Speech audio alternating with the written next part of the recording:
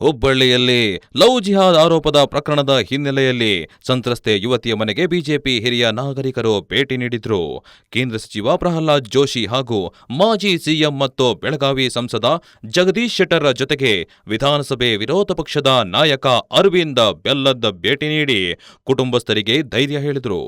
ಈ ಸಂದರ್ಭದಲ್ಲಿ ಮಾತನಾಡಿದ ಕೇಂದ್ರ ಸಚಿವ ಪ್ರಹ್ಲಾದ್ ಜೋಶಿ ಅವರು, ಹುಬ್ಬಳ್ಳಿಯಲ್ಲಿ ನಡೆದ ಇತ್ತೀಚಿನ ಲವ್ ಜಿಹಾದ್ ಪ್ರಕರಣವು ಇಡೀ ಸಮಾಜ ತಲೆ ತಗ್ಗಿಸುವಂತದ್ದು. ರಾಜ್ಯದ ಕಾಂಗ್ರೆಸ್ ಸರ್ಕಾರದ ತುಷ್ಟೀಕರಣ ರಾಜಕಾರಣದ ಪರಿಣಾಮವಾಗಿಯೇ ಇಂತಹ ಘಟನೆಗಳು ಸಂಭವಿಸುತ್ತಿದ್ದು, ಸಮಾಜ ವಿದ್ರೋಹಿ ಶಕ್ತಿಗಳಿಗೆ ಕಾನೂನಿನ ಯಾವುದೇ ಭಯವಿಲ್ಲದಂತಾಗಿದೆ. ಸರ್ಕಾರವು ಈ ಪ್ರಕರಣವನ್ನ ಗಂಭೀರವಾಗಿ ಪರಿಗಣಿಸಿ ಸಮಗ್ರ ತನಿಖೆಯನ್ನು ನಡೆಸಿ ತಪ್ಪಿತಸ್ಥರಿಗೆ ಶಿಕ್ಷೆಯಾಗುವಂತೆ ನೋಡಿಕೊಳ್ಳಬೇಕು ಮತ್ತು ಸಂತ್ರಸ್ತೆ ಹಾಗೂ ಆಕೆಯ ಕುಟುಂಬಕ್ಕೆ ಶೀಘ್ರವಾಗಿ ನ್ಯಾಯ ಸಿಗಬೇಕು ಎಂದು ನಾನು ಒತ್ತಾಯಿಸುತ್ತೇನೆ. ಸಂತ್ರಸ್ತೆಯರ ಚಿತ್ರ ವಿಡಿಯೋಗಳನ್ನ ಸಾಮಾಜಿಕ ಜಾಲತಾಣದಲ್ಲಿ ಬಿಡುಗಡೆ ಮಾಡಿರುವವರ ಮೇಲೆ ಕ್ರಮಗೊಳ್ಳಬೇಕು ಹಾಗೂ ಇತರ ಅಹಿತಕರ ಘಟನೆಗಳು ಮರುಕಳಿಸದಂತೆ ಬಿಗಿ ಕ್ರಮ ಕೈಗೊಳ್ಳಬೇಕೆಂದು ಪೊಲೀಸ್ ಅಧಿಕಾರಿಗಳಿಗೆ ಸೂಚಿಸಿದ್ದೇನೆ ಎಂದರು.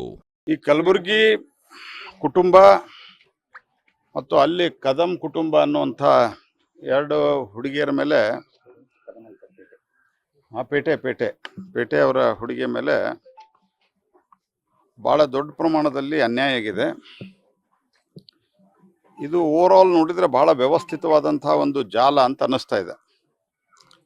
ಯಾವ ವ್ಯಕ್ತಿ ಇದನ್ನು ಮಾಡಿದ್ದಾನೆ ಮತ್ತು ಇದರಿಂದ ಯಾರಿದ್ದಾರೆ ಇವರ ಸರಿಯಾದಂಥ ಇನ್ವೆಸ್ಟಿಗೇಷನ್ ಮಾಡಿದರೆ ಇದು ಜಾಲ ಇದೆ ಅನ್ನೋದು ಗೊತ್ತಾಗ್ತದೆ.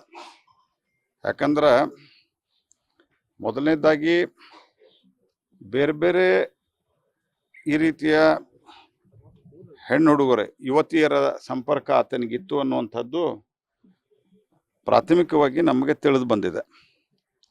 ಎರಡನೇದ್ದು, ಆ ವ್ಯಕ್ತಿ ಯಾರೋ ಅರೆಸ್ಟ್ ಮಾಡಿ ಕಸ್ಟಡಿಯಲ್ಲಿದ್ದ, ಅವ ಒಂದು ವಿಡಿಯೋ ಮಾಡಿ ಹೊರಗಡೆ ಬಿಡ್ತಾನೆ.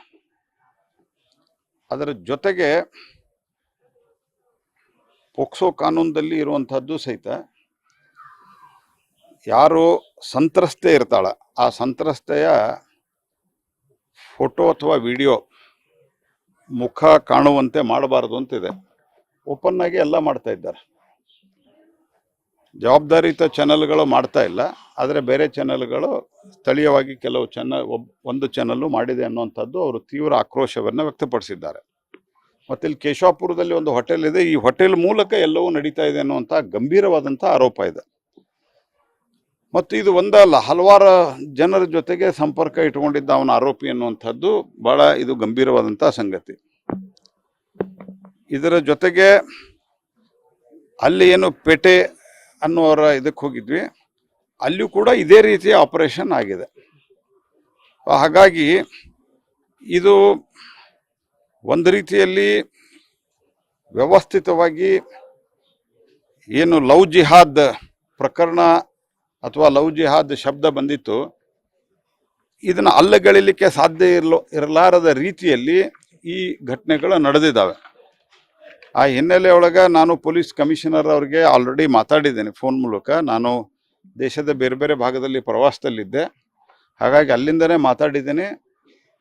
ಮೊನ್ನೆ ನಾನು ಬಾಗಲಕೋಟೆ ಪ್ರಚಾರದಲ್ಲಿದ್ದಾಗೂ ನಮ್ಮ ಸಮಾಜದ ಮುಖಂಡರಾದಂಥ ವಿಠಲ್ ಅದ್ವಾ ಅವರು ನನಗೆ ಫರ್ದರ್ ಇದರ ಬಗ್ಗೆ ಮಾಹಿತಿಯನ್ನು ಕೊಟ್ಟ ನಂತರ ನಾನು ಕಮಿಷನರ್ಗೆ ಮಾತನಾಡಿ ಎಲ್ಲ ಸಂಗತಿಯನ್ನು ಹೇಳಿದ್ದೇನೆ. ಇನ್ನೂ ತನಕ ವಿಡಿಯೋಗಳು, ಹಳೆ ವಿಡಿಯೋಗಳು ಹೊರಗೆ ಬರ್ತಾವಂದ್ರೆ ಅರ್ಥ ಏನು? ಹಳೆ ವಿಡಿಯೋ ಈಗೇನು ಪೇಟೆ ಅನ್ನುವಂಥ ಹುಡುಗಿದು ಆ ಮನೆತನದ ಹುಡುಗಿದು ಅದು ಹೊರಗಡೆ ಬರ್ತದ ಅಂತಂದರೆ ಈಗ ಎಲ್ಲಿಟ್ಟು ಆ ಹಳೆ ವಿಡಿಯೋ ಯಾರ ಕಡೆ ಇದೆ? ಇದನ್ನು ಬಿಡುಗಡೆ ಮಾಡ್ತಾ ಇರೋರು ಯಾರು? ಹಾಗಾಗಿ ಪೊಲೀಸರು ಇದನ್ನು ಗಂಭೀರವಾಗಿ ಪರಿಗಣಿಸಬೇಕು. ಮೇಲ್ನವರು ಯಾರಾದರೂ ಅಕಸ್ಮಾತಾಗಿ, ನಾನು ಇದ್ರೊಳಗೆ ಇಮಿಡಿಯೇಟ್ ಆಗಿ ಯಾವುದೇ ಪೊಲಿಟಿಕಲ್ ಆರೋಪವನ್ನು ಮಾಡ್ತಾ ಇಲ್ಲ. ಸಂಪೂರ್ಣ ನ್ಯೂಸ್, ಇದು ನೊಂದವರ ಧ್ವನಿ.